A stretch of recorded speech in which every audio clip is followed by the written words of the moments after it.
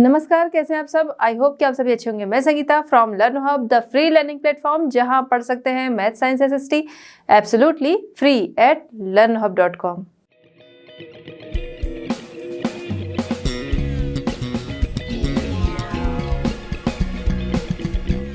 बच्चों, आज हम डिस्कस करेंगे NCERT solutions for class 7। Topic हमारा है a shirt in the market. Question number 1 to 3।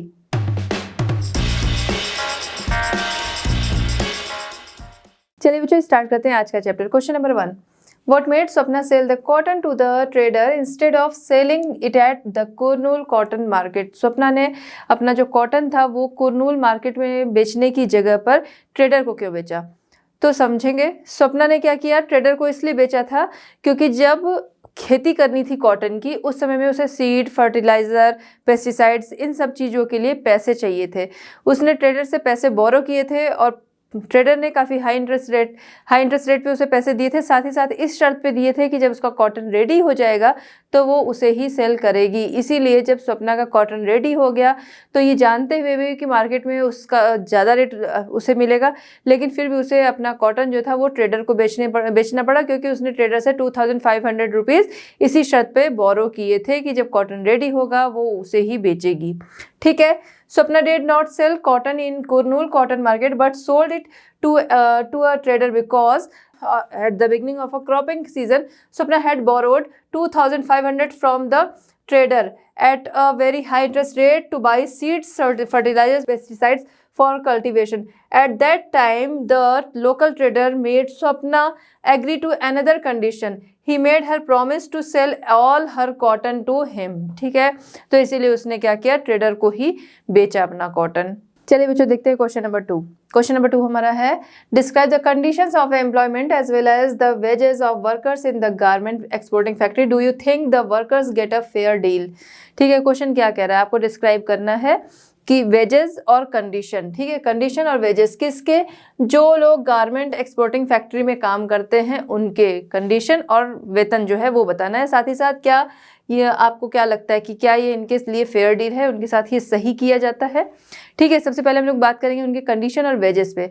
Condition कैसी रहती है? ठीक है, जो ये वर्कर्स काम करते हैं इन फैक्ट्रीज में, तो उनसे क्या है कि जो इनको रखा जाता है टेम्प्रेरी। जब काम पूरा हो जाता है तो इन्हें क्या किया जाता है, हटा दिया जाता है, और उसके अगेंस्ट में ये कुछ बोल भी नहीं सकते हैं। ठीक, पहली चीज़। दूसरी चीज़, कम टाइम फ्रेम में, टाइट टाइम फ्रेम में इन्हें ज़्यादा से ज़्यादा और अच्छा काम करने के लिए प्रेशर रहता है इनके ऊपर। ठीक है, तो सबसे पहली चीज़ हो गई क्या कि टेम्प्रेरी रहते हैं। दूसरा क्या है, टाइट टाइम फ्रेम में इन्हें प्रोड्यूस करना पड़ता है क्वालिटी प्रोडक्ट, उस प्रेशर रहता है। साथ ही साथ इनको काम ज़्यादा लिया जाता है और पैसे जो हैं वो कम दिए जाते हैं। ठीक है, अब ये जो वर्कर्स होते हैं इनके जो पेमेंट होती है वो इनके काम के अकॉर्डिंग होती है। जैसे अगर इस फैक्ट्री की बात ही हम लोग कर रहे हैं, जो आपकी बुक में डिटेल दी है उसके अकॉर्डिंग देखें तो यहाँ पर जो टेलर होता है उसे सबसे ज़्यादा पैसे मिलते हैं 3000 सबसे ज़्यादा मिलते हैं। मतलब ये नहीं कि वो बहुत ज़्यादा होते हैं, बट इन बाकियों के अकॉर्डिंग वो ज़्यादा होते हैं। बाकी ये लोग विमेंस को रखते हैं, जो कि काम करती हैं आयरन करने का काम, पैकिंग करने का काम, कपड़ों को पैकिंग करने का काम, बटन लगाने, उसके अलावा धागे हैं जो थ्रेड हैं उनको काटने, ये सारे काम जो है वो उनसे कराए जाते हैं एसोसिएट के तौर पर। ठीक है, जिनका वेतन जो होता है, जिनकी सैलरी जो होती है वो बहुत ही कम होती है। ठीक है, तो workers are paid according to their work, उनके वर्क के उनके काम के हिसाब से उन्हें पेमेंट की जाती है। अच्छा, क्या ये उनके लिए अच्छी डील है? ये सही किया जा रहा है उनके साथ? नहीं, उनके साथ ये सही नहीं किया जा रहा है, क्योंकि सबसे पहली चीज़ जो है क्या कि उनको टेम्प्रेरी रखा जाता है। उनकी जॉब जो होती है वो फिक्स नहीं होती, कभी भी उन्हें निकाल दिया जाता है। उनके वेतन जो है काफ़ी कम होते हैं, प्रेशर में काम लिया जाता है, साथ ही साथ उनका एक्सप्लॉयटेशन जो है वो किया जाता है। तो ये उनके लिए सही डील जो है नहीं है, या फिर उनके साथ सही नहीं किया जाता है। No, there is no justice with the workers, the job is temporary, the salary is low, they are exploited by the employ तो वो खुद है, एम्प्लॉयर के द्वारा वो एक्सप्लॉयटेड होते हैं। चलिए बच्चों, देखते हैं क्वेश्चन नंबर 3।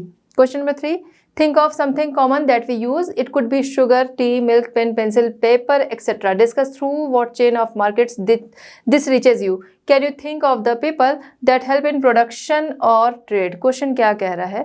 क्वेश्चन कह रहा है कि आपको क्या करना है, कोई भी चीज़ जो है ऐसी चीज़ के बारे में सोचना है जो कि हम सभी यूज़ करते हैं। वो कुछ भी हो सकता है, ऑप्शंस भी आपको दिए हुए हैं, sugar, tea, milk, pen, paper, pencil, कुछ भी हो सकता है।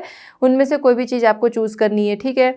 आपको क्या करना है, चेन ऑफ मार्केट जो है वो बतानी है कि किस तरीके से ये आप तक पहुंचती है, ये चीज़ें किस तरह आप तक पहुंचती है और उनके बारे में आप क्या सोचते हैं जो लोग इसके ट्रेड में या फिर इसके कह सकते हैं प्रोडक्शन में हेल्प करते हैं, ठीक है।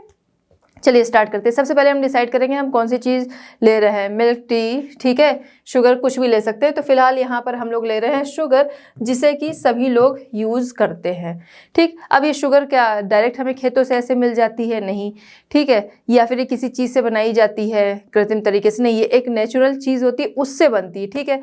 तो वो नेचुरल चीज़ कहाँ से आती है? किसान जो है वो उगाता है, ठीक। किससे बनता है ये? Sugar cane.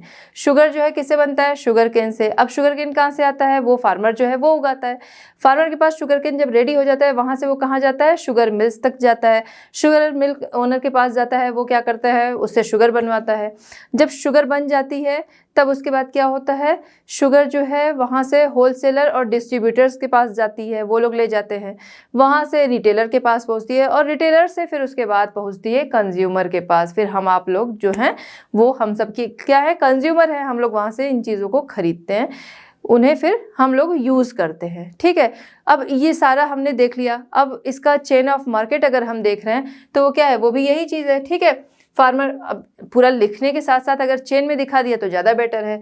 तो फार्मर्स हो गया, फार्मर के बाद कहाँ पहुँचती है? शुगर मिल्क पहुँचती है, ठीक है। शुगर मिल तक पहुँचता है। वहाँ से कहाँ पहुँचता है?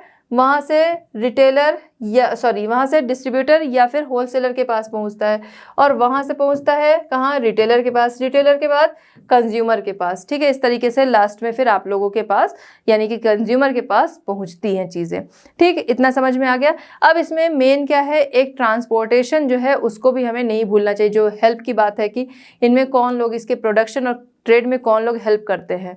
तो देखिए ये तो हमने एक देख लिया, जो सामने चीज़ें दिख रही हैं। अब जब फार्मर है, फार्मर के साथ भी बहुत सारे लेबर होते हैं, वो लगे होते हैं, ठीक है। शुगर मिल्क में भी बहुत सारे लेबर होंगे, वो भी मिलेंगे, ठीक है। तो यहाँ पर क्या है कि हमें उन लेबर्स को या फिर कह सकते हैं ट्रांसपोर्टेशन जो है कि शुगर केन जब रेडी हो जाता है मिल तक जाता है, ट्रांसपोर्टेशन की जरूरत है। वहाँ से डिस्ट्रीब्यूटर के पास जाता है या होलसेलर के पास, वहाँ भी ट्रांसपोर्टेशन। हर जगह क्या है? ट्रांसपोर्टेशन की भी ज़रूरत है। तो ये सारी चीज़ें भी हमें नहीं भूलनी चाहिए कि कौन कौन लोग इसमें हेल्प करते हैं इसके प्रोडक्शन में और ट्रेड में, ठीक है। तो following is the market chain of sugar production work which is done in many stages.